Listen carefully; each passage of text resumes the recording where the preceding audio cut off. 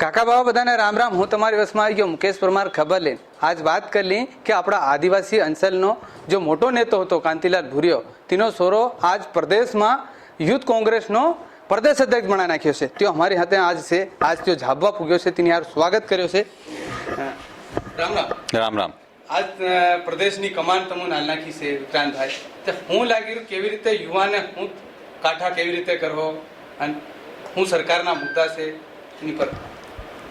सबसे पहले तो मैं अपने सारे साथियों को, सारे युवाओं को बहुत बहुत धन्यवाद देना चाहूँगा कि उनकी ताकत से, उनकी मेहनत से ये चुनाव में एक झाबुआ अंचल के बेटे को, एक आदिवासी को इतनी भारी बहुमत से चुनाव जिताया.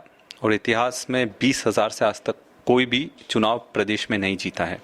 तो मैं सबसे पहले सबको बहुत बहुत धन्यवाद देना चाहूँगा और सारे युवाओं को विश्वास दिलाना चाहूँगा कि उनके हर संघर्ष में पूरी ताकत से हम खड़े रहेंगे.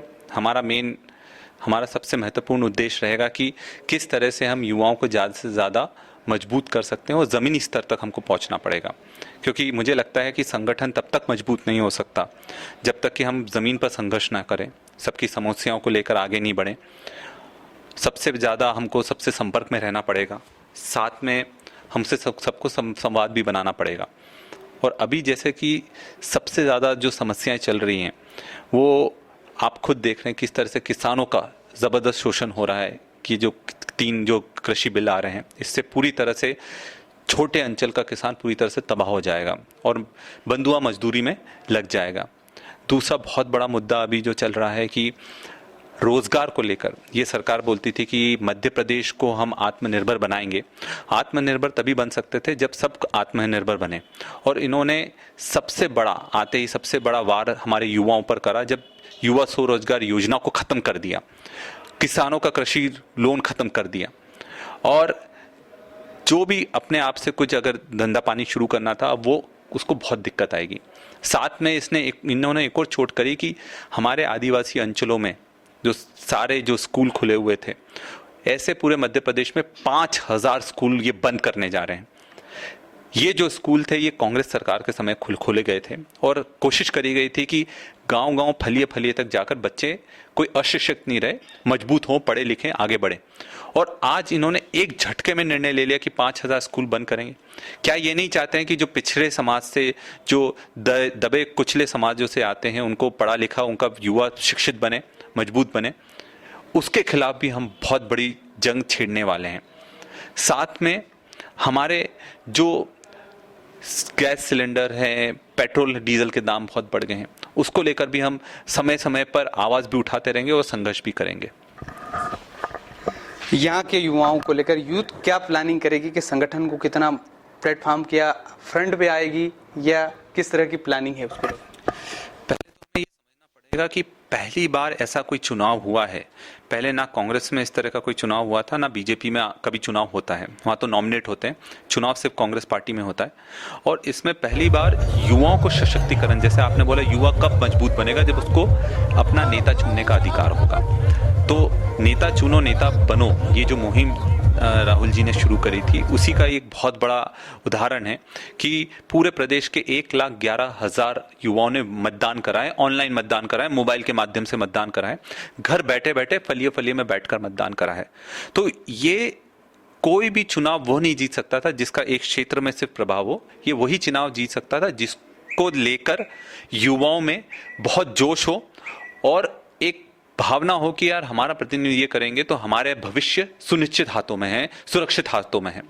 तो ये उनको जो मौका मिला है उसको मजबूत करने के लिए अब हम आने वाले समय में ऐसे बहुत सारे ट्रेनिंग प्रोग्राम हम चालू करेंगे जिसमें किस तरह से उनको रोजगार दिया जा सकता है, किस तरह से उनको शिक्षित करा जा सकता है. गाँव फलिए में जाकर इस तरह के हम बहुत बारीक आंदोलन करेंगे और कोशिश हमारी रहेगी कि जो भी हमारे बहुत ही टैलेंटेड युवा हैं उनको हम आगे लेकर आएँ. और ये तभी हो पाएगा जब हम गांव तक पहुंचेंगे. तो इस तरह के भी बहुत सारे प्रोग्राम हैं, आयोजन हैं जो हमारे दिमाग में हैं. और अभी जो नगर निकाय और नगर पंचायत के चुनाव आ रहे हैं, अभी सबसे बड़ी हमारे जो प्राथमिकता है कि इन चुनावों में ज़्यादा से ज़्यादा युवाओं को हम मौका दिलवा सकें, उनको प्रतिनिधित्व करने का हम मौका दें और उनको जिताने के लाने की जवाबदारी भी लें.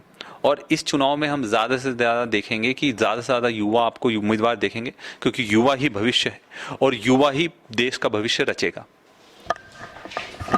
कांग्रेस का ये बीजेपी का कहना है कि इस चुनाव में ज़्यादातर आपके ही यूथ कांग्रेस के ही वोट डाली, यानी कि इसका घर में ही घर वोट डाली है, कोई प्रदेश अध्यक्ष और बनने से इसमें इस पर सवाल खड़ा किया बीजेपी ने। इसको क्या मानते हैं? देखिए, युवा, आपने पहली बार कब देखा होगा कि बीजेपी में कोई चुनाव हुआ है? कभी नहीं देखा होगा, है ना। वहाँ तो जो जिसका पट्टा होता है वो वहाँ से अध्यक्ष, भाजपा युवा मोर्चा में अध्यक्ष बनकर आ जाता है। प्रदेश में भी ये होता है, जिले में भी ये होता है, ऊपर जिसकी सेटिंग होगी वो चुनाव जीतेगा। कांग्रेस में पहली बार इस चीज का पूरा ध्यान रखा गया कि लोग क्या चाहते हैं, युवा क्या चाहते हैं। जो युवा चाहेंगे वही नेता बनेगा, ना कि जो नेता चाहेगा वो नेता बनेगा। तो ये पहली बार एक बहुत बड़ा उदाहरण है कि जब एक युवाओं की लायकी वाला इंसान जो उनका प्रतिनिधित्व करता है तो उसमें अलग जोश होता है, वो उनकी समस्या के लिए लड़ता है। अगर वो उन्होंने चुना ही नहीं है तो वो उनकी बात क्यों सुनेगा, उनकी बात क्यों रखेगा। वहां तो क्या होता है, व्यक्ति को चमकाने का पूरा खेल चलता है, एक व्यक्ति को चमकाया जाता है। तो वो व्यक्ति को चमकाओगे तब तक आप ना समाज का भला कर सकते हो, ना युवाओं का भला कर सकते हो, ना ही देश का भला कर सकते हो। और यहाँ पर वो चीज बिल्कुल नहीं होगी। और हमारा उद्देश्य कोई अब ये नहीं है कि हम सिर्फ एक व्यक्ति का चेहरा चमकाएं। हमारा उद्देश्य ये है कि हम गांव-गांव, फलिए-फलिए में नेता तैयार करेंगे। वो हम करेंगे जब वो नेता पूरा संघर्ष करेगा तो अपने आप पूरी जनता का भी भला होगा, युवाओं का भी भला होगा, देश का भी भला होगा। आपने कहा कि बेरोजगार सरकार ने बंद कर दी है, लेकिन बैकलॉग पद आपकी सरकार में भी भर्ती नहीं किए गए हैं, ना बीजेपी कर पा रही है। लेकिन इसको लेकर आपकी क्या प्लानिंग है कि अगर बैकलॉग पद खाली हैं कि ज़्यादा से ज़्यादा आदिवासी उसमें शिक्षित बन पाए? देखिए, बैकलॉग का हमारे चुनावी घोषणा पत्र में एजेंडा था। अगर बीजेपी की सरकार को इतनी भूख नहीं लगी होती और इतने ज्यादा पैसे खर्च वो विधायक नहीं खरीदती तो ये पक्का पूरा होने जा रहा था और ये हमारी सरकार करने जा रही थी। पर इनको अपने पद से मतलब था, इनको ना किसी व्यक्ति से मतलब था, ना किसी समाज से मतलब था। इनको सिर्फ अपनी सरकार बनानी थी। अगर ये थोड़ा और मौका मिल जाता, जो सिर्फ 12 महीने हमारी सरकार चली, 12 से 15 महीने, तो ये बैकलॉग के पद भी भरे जाने थे। और ये हमारे आदिवासियों का अधिकार है, इसको भरे जाना चाहिए और इसको लेकर भी हम आगे भी बहुत बड़ा आंदोलन खड़ा करने जाएंगे। तो ये तो कांतिलाल भुरियानो सोरो विक्रांत भुरिया प्रदेशनो આપણા પૂરા મધ્યપ્રદેશનો અધ્યક્ષ યુથ કોંગ્રેસનો અધ્યક્ષ બનાવ્યો છે। તો આ એ હું કીધું કે આદિવાસીના જે મુદ્દા છે, જે બીજેપી જ્યાં યોજનાએ છે બંધ કરી આદિવાસીઓના જો બેરોજગાર યુવાઓને હાલવાની બધી યોજના બંધ કરી તીहुને સારું આંદોલન અને તીहुને લડાઈ લડે એમ કેવું છે। ફેર એવી રીતની હું મુકેશ શર્મા તમારી બસમાં ખબર લઈને આવતો રહી। કાકા બાબા બધાને રામ રામ।